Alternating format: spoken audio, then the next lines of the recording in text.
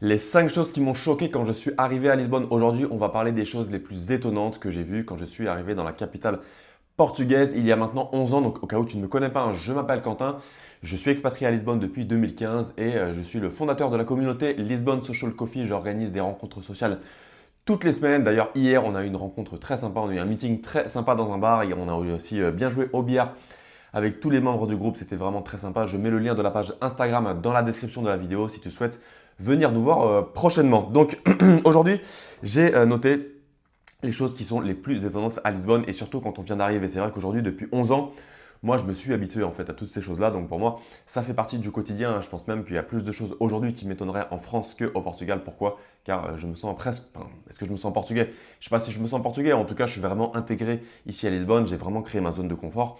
Je me sens hyper bien à Lisbonne. Je suis très heureux. Et donc, pour moi, ça ne m'étonne plus, mais je sais que ça étonne toujours les gens voilà, qui viennent s'expatrier à Lisbonne et qui viennent d'arriver. Donc, je vais aujourd'hui te prévenir des choses qui vont être différentes. Donc, la première chose que j'ai notée, ce sont les trottoirs glissants. Donc attention à Lisbonne, il y a énormément de gens qui glissent et c'est encore plus le cas quand il pleut. Alors il faut savoir que le climat à Lisbonne, il est globalement très bon, il y a beaucoup plus de soleil que de pluie. Mais en hiver, il y a parfois plusieurs jours de suite, plusieurs semaines de suite de pluie. Là, c'est le cas. Au mois de janvier, on a eu quasiment que de la pluie ici à Lisbonne. Alors, c'est assez rare, mais cette année, bon, c'est comme ça. On s'est tapé un mois de pluie. Et faut savoir qu'en fait, dans beaucoup de rues à Lisbonne, alors c'est pas le cas de tous les quartiers, mais c'est le cas de beaucoup de quartiers, les rues, les trottoirs en tout cas, donc là où on marche, c'est fait avec des petits pavés qui sont les uns à la suite des autres. Mais c'est vrai que les petits pavés, ils sont pas forcément, je dirais, alignés de façon très régulière. En plus, ils sont quand même très anciens. Ça, c'est le cas dans tous les quartiers historiques, tout particulièrement, hein, typiquement dans l'Alfama, dans Grassa, mais pas que. Il y a également des quartiers qui sont moins touristiques, moins, je dirais, historiques, plus résidentiels et qui sont aussi concernés, hein, typiquement Anjos, Arroyos. Je crois même que le long de la grande avenue de la Liberté, hein, Avenida de la Liberdade, si je dis pas de bêtises, les trottoirs sont également avec des petits pavés, donc ça peut être très glissant et surtout quand il pleut. Et ce que je vois, alors moi, est-ce que moi ça m'est déjà arrivé de glisser? Je ne crois pas, en tout cas je fais très attention quand je marche.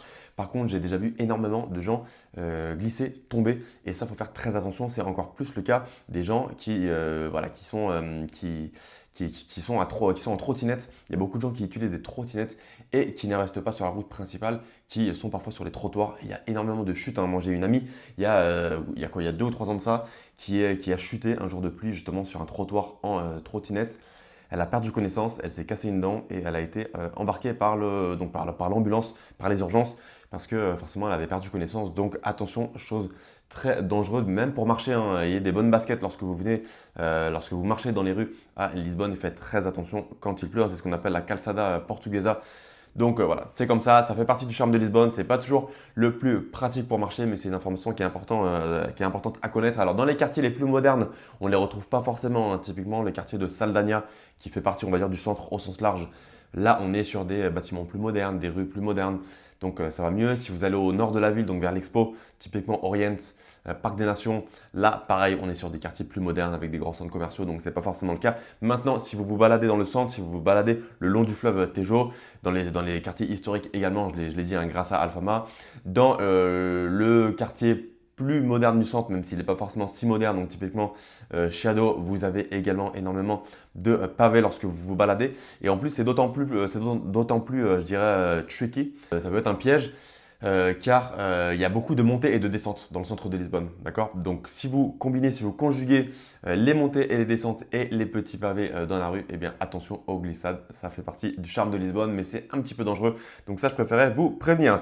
La deuxième chose que j'ai notée, c'est la gentillesse des Lisboètes. Alors vous allez voir la gentillesse des Portugais de façon générale. Moi, ce que j'aime bien au Portugal, c'est que les gens, globalement, sont très respectueux. D'ailleurs, c'est quand même un pays très safe, hein. C'est connu comme un des pays les plus safe, hein. J'entends qu'il y a des villes comme Paris, Milan, Bruxelles, Barcelone, où l'insécurité a beaucoup monté ces dernières années.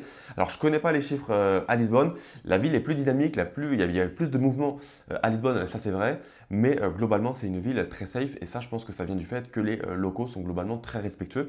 À Lisbonne, ça, j'aime bien ça. Les locaux, globalement, personne ne vous embête. Vous le verrez également, on est quand même dans une capitale, hein. Et lorsque vous souhaitez passer au passage piéton, eh bien, tous les chauffeurs s'arrêtent pour vous laisser passer. Ce n'est pas du tout le cas à Paris. Je pense que les gens qui habitent à Paris pourront témoigner en commentaire. Si vous habitez d'ailleurs dans une grande ville française, dites-moi aussi en commentaire si en général au passage piéton, quand il n'y a pas de feu, je parle, est-ce que les chauffeurs vous laissent passer ou est-ce que vous devez forcer le passage pour pouvoir marcher, passer le passage et forcer le passage vis-à-vis des voitures.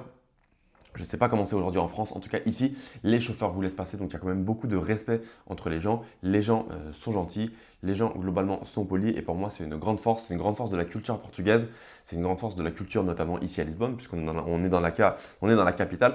Alors attention, c'est vrai que ici les Lisboètes forcément sont dans leur zone de confort, donc la gentillesse et le respect des Lisboètes ne veut pas forcément dire qu'ils vont forcément vous intégrer à leur groupe d'amis. Je dirais qu'en général même ce n'est pas le cas, mais quelque part je critique pas parce que je pense que c'est le cas de la plupart des gens.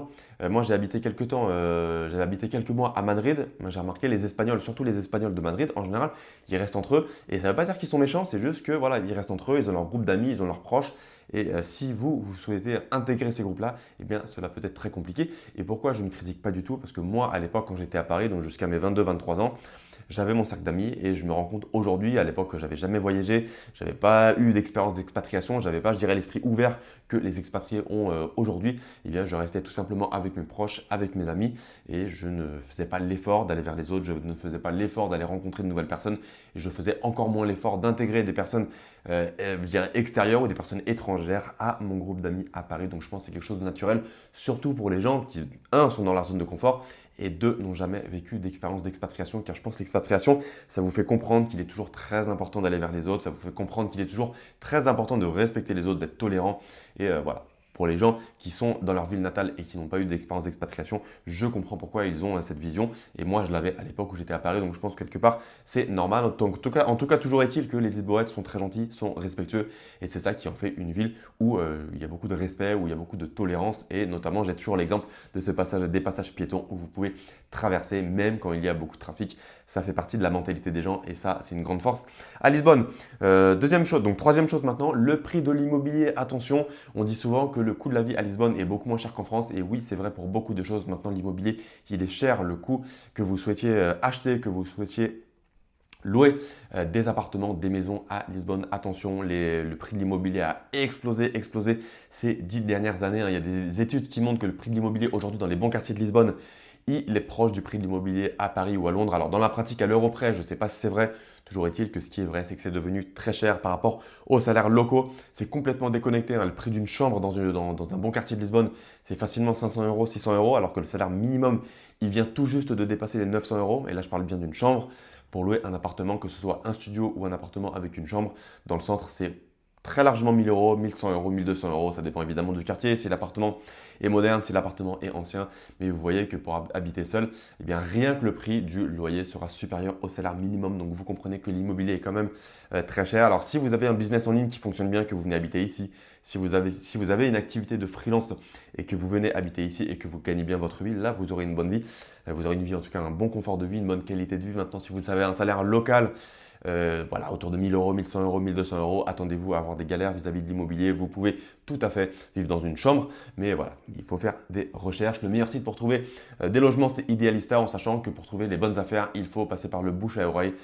D'où l'importance de se faire des contacts dès que vous arrivez. D'ailleurs, si vous venez aux événements que j'organise dans le cadre de la communauté Lisbonne Social Coffee, vous pourrez vous faire énormément de contacts. Ça permet également de réseauter au-delà du fait de socialiser et de s'amuser. Donc n'hésitez pas à venir nous voir si vous êtes à Lisbonne ou si vous venez à Lisbonne prochainement. J'ai noté aussi le vent qui retourne un parapluie en 3 secondes. Alors, Lisbonne, c'est une ville où il y a beaucoup de vent. Je ne suis pas un expert de la géographie. Je sais qu'on est proche de la mer, donc il y a toujours un vent marin, notamment. Il y a toujours un petit vent qui se lève, qui est présent surtout le soir et encore plus en hiver. Là, en janvier, on a eu plusieurs petites tempêtes comparé à d'autres tempêtes dans le monde. Franchement, c'est pas grand-chose, mais on a quand même eu des tempêtes qui ont fait des dégâts, Et à Lisbonne, alors en dehors de Lisbonne, les tempêtes ont quand même été très agressives. Voilà, il y a eu beaucoup de dégâts vis-à-vis des maisons, vis-à-vis des toits. Maintenant, dans Lisbonne, moi je me suis promené dans pas mal de quartiers, j'ai pas vu de dégâts apparents. Alors je sais qu'il y a des gens qui ont eu des petits dégâts avec leur toit et donc il y a eu des infiltrations. Donc voilà, ce que je peux dire, c'est qu'il y a beaucoup de vent à Lisbonne, surtout le soir et surtout l'hiver. Alors l'été, il y a un petit vent le soir. Ça fait du bien puisque l'été, forcément, il fait chaud, donc ça rafraîchit. Par contre, en hiver, attention, même si la température sur le thermomètre vous affiche 10 degrés, 11 degrés, 12 degrés, eh bien, il y a un ressenti un petit peu glacial les jours où il y a beaucoup de vent. Le vent n'est pas toujours très régulier, hein. Il y a des jours, il y a du vent, il y a des jours, il y a un petit peu moins de vent. Mais quand il y a beaucoup de vent et c'est assez régulier en hiver, mettez un manteau car le soir, vous allez vous cailler si vous n'avez pas de gros manteau. La journée, en général, il y a souvent, s'il y a un petit peu de soleil, il y a moins de vent. Franchement, je me souviens de certains mois de décembre ou certains mois de février, je me baladais avec un t-shirt, mais ça c'est la journée, hein. Ça c'est le soir en tout cas, c'est évidemment pantalon et manteau. Donc ça, je préférais vous prévenir. Et pour vous dire à quel point le vent peut être fort, même parfois en été, je me souviens parfois de mois de juin où le soir j'avais un petit manteau. Pourquoi? Car la température sur le thermomètre, encore une fois, est tout à fait correcte. Parfois, au mois de juin, je ne sais plus, on avait 25 degrés le soir. Par contre, il y a du vent et donc avec ce vent-là, il faut toujours avoir un petit manteau sur vous, hein. Moi, je me souviens de journées où je me baladais en journée, donc en t-shirt, j'avais très chaud, je transpirais. Et le soir, je ne suis pas repassé par chez moi, je suis sorti avec des amis et en t-shirt, eh bien, je caillais, j'avais super froid et je regrettais de ne pas avoir embarqué un petit coupe-vent ou un petit manteau. Donc en général, quand je sors vraiment la journée et le soir, sans rentrer, sans passer par chez moi, je prends toujours un petit sac à dos, je prends toujours un petit coupe-vent ou un petit manteau que je mets dans le sac à dos au cas où il y a du vent le soir. Donc ça permet de me protéger du froid qui peut être gênant le soir. Et enfin, j'ai noté la lenteur administrative. Alors, la lenteur des gens, ça peut être un point fort, puisque je trouve qu'il y a beaucoup moins de stress ici à Lisbonne qu'à Paris. Les gens sont plus tranquilles, les gens savent prendre le temps, les gens aiment prendre un café en terrasse le matin, les gens aiment discuter, les gens aiment manger en terrasse. Et vivre sans stress, c'est une grande force. Par contre, le revers de la médaille, c'est que tout ce qui est administratif, attendez-vous à que tout mette du temps, hein. Je vois les gens, par exemple, qui ont des problèmes avec la sécurité sociale. Ça met des mois et des mois et des mois à résoudre un problème, typiquement une amende qui n'est pas justifiée, voilà, un petit conflit avec la sécurité sociale, un petit différend que vous avez avec les finances, avec la mairie, peu importe, tout ce qui est administratif met du temps. Alors, ça finit par se résoudre.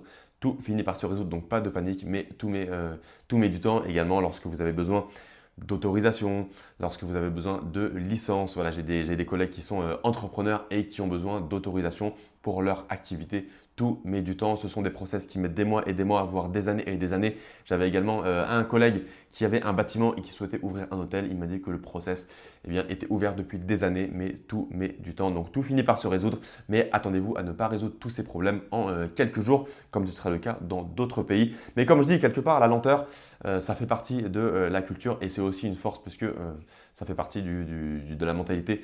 Pas de stress, on est tranquille et je suis aussi venu, je pense que beaucoup de Français viennent à Lisbonne pour la tranquillité.